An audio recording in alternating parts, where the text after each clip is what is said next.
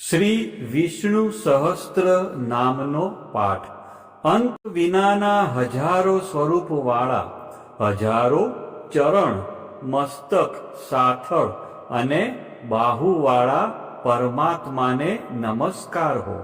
હજાર નામવાળા અને હજાર કોટી યુગને ધારણ કરનાર એવા શાશ્વત બ્રહ્મ પુરુષને નમસ્કાર હો. જેની નાભીમાં કમળ એવા ભગવાન શ્રી વિષ્ણુને નમસ્કાર હો. જળમાં શયન કરનાર શ્રી વિષ્ણુ ભગવાનને નમસ્કાર હો. હે કેશવ, હે વાસુદેવ, આપને નમસ્કાર હો. બ્રહ્મ સ્વરૂપ અને ગૌ બ્રહ્મનું હિત કરનાર એવા દેવને નમસ્કાર હો.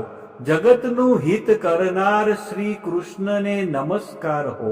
ગોવિંદ સ્વરૂપને નમસ્કાર હો. જેમ આકાશમાંથી પૃથ્વી પર પડેલું પાણી સમુદ્રમાં જાય છે, તેમ બધા દેવોને કરેલા નમસ્કાર ભગવાન કેશવ પ્રતિ જાય છે. જેમાં શ્રી હરિનું ભજન પૂજન થાય છે એવા આ માર્ગ નિષ્કુંઠ છે, અને શ્રી હરિના ભજન પૂજન વિનાના માર્ગને કુમાર્ગ જાણવો. બધા વેદો જાણવાથી જે પુણ્ય થાય છે અને સર્વ તીર્થ યાત્રાથી જે ફળ મળે છે, તે સમગ્ર ફળ દુષ્ટોનો નાશ કરનાર શ્રી વિષ્ણુ ભગવાનની આ સ્તુતિ શ્રદ્ધાપૂર્વક કરવાથી મળે છે. જે મનુષ્ય શ્રી હરિના મંદિરમાં નિત્ય 3 વાર પ્રભાત, મધ્યાહન અને સાયંકાળ માં 2 કે 1 વાર પણ આ વિષ્ણુ સહસ્ત્રનો પાઠ કરે છે, તેના સર્વ પાપ કર્મો નાશ પામે છે. જે મનુષ્ય આ સ્ત્રોતનો પાઠ ભાવ ભક્તિથી કરે છે, તેના શત્રુઓ બળી જાય છે. તેના ઉપર સર્વ ગ્રહો શાંત રહે છે અને તેના સર્વ પાપ વિનાશ પામે છે. જેણે શ્રદ્ધાપૂર્વક આ સ્ત્રોતોનું ધ્યાન કર્યું કે પાઠ કર્યા, તેને સર્વ દાન આપ્યા અને દેવોની ઋણા પ્રકારની પૂજા કરી એમ સમજવું. જે મનુષ્ય દરેક બારસના દિવસે મારી સમીપ આ સહસ્ત્ર નામનો પાઠ કરે છે, તેને આ લોક કે પરલોકમાં કોઈ પણ ઠેકાણે ભય રહેતો નથી અને તેના કરોડો પાપ ધીમે ધીમે બળી જાય છે. હે અર્જુન, જે મનુષ્ય પીપળાની પાસે કે તુલસીની પાસે બેસીને આ શ્રી વિષ્ણુ સહસ્ત્ર નામનો પાઠ કરે છે, તે કરોડો ગાયોના દાનનું ફળ પામે છે. વળી જે મનુષ્ય નિત્ય શિવાલય અથવા તુલસીના વનમાં બેસીને નિત્ય શ્રી વિષ્ણુ સહસ્ત્ર નામનો પાઠ કરે છે, તે મોક્ષ પામે છે અને તેના બ્રહ્મમાં ઇત્યાદિ ઘોર પાપ હોય તો પણ તે સર્વનાશ પામે છે, એવું ચક્રધારી ભગવાનનું વચન છે. ઇતિ શ્રી જન્મ મહાભારત ભીમ યુધિષ્ઠિર સંવાદે શ્રી વિષ્ણુ દિવ્ય સહસ્ત્રના સ્તુતિ સંપૂર્ણ. હવે આપણે ભગવાન શ્રી વિષ્ણુના 108 દિવ્ય નામ, જેને અષ્ટોત્તર સતનામાવલી કહેવાય છે, જે નીચે મુજબ છે. આપણે આ બધા નામો શાંતિથી સાંભળીશું. આ નામોનો જાપ કરવાથી મનને શાંતિ મળે છે અને આધ્યાત્મિક ઉન્નતિ થાય છે. ઓમ વિષ્ણવે નમઃ.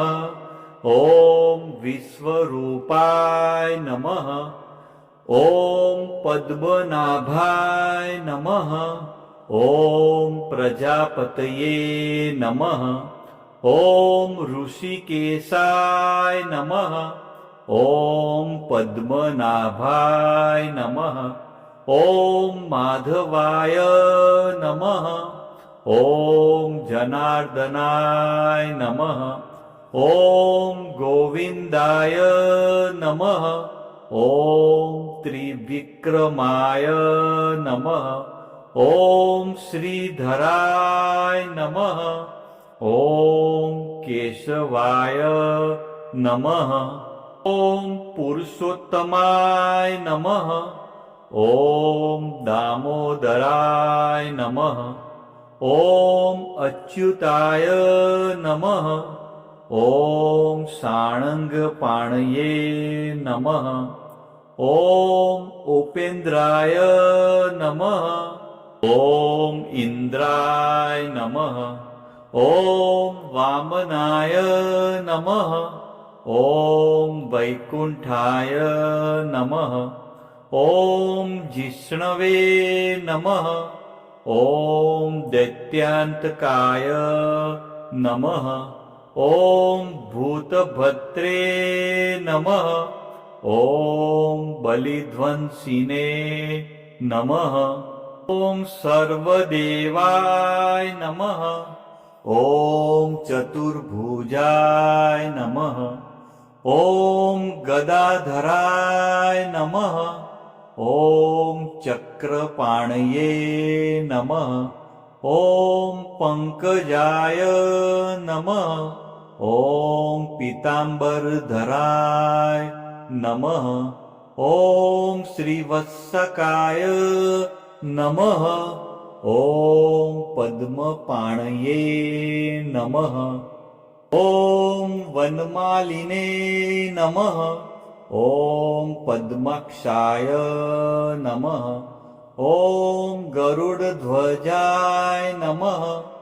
ॐ अनन्तशयनाय नमः ॐ जगन्नाथाय नमः ॐ सर्वेश्वराय नमः ॐ परमेश्वराय नमः ॐ लक्ष्मीपतये नमः ॐ वराहाय नमः ॐ नृसिंहाय नमः ॐ भार्गवाय नमः ॐ रामाय नमः ॐ हलधराय नमः ॐ बुद्धाय नमः ॐ कल्किने नमः ॐ कृष्णाय नमः ॐ दयानिधये नमः ॐ दयामयाय नमः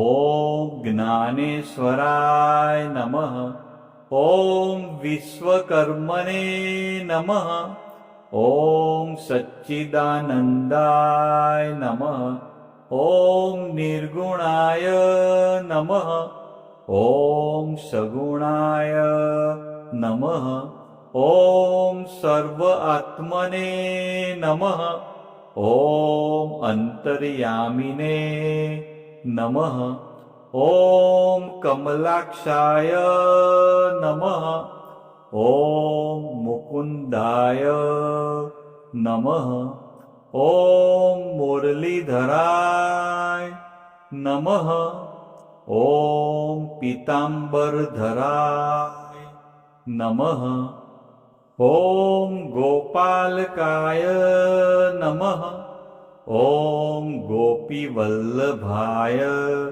नमः ॐ कामदाय नमः ॐ मोक्षदाय नमः ॐ वरदाय नमः ॐ शरणागतवत्सलाय नमः ॐ भक्तपालकाय नमः ॐ दीनबन्धवे नमः ॐ करुणासागराय नमः ॐ कमलापतये नमः ॐ चतुर्वेदाय नमः ॐ वेदान्तवेदाय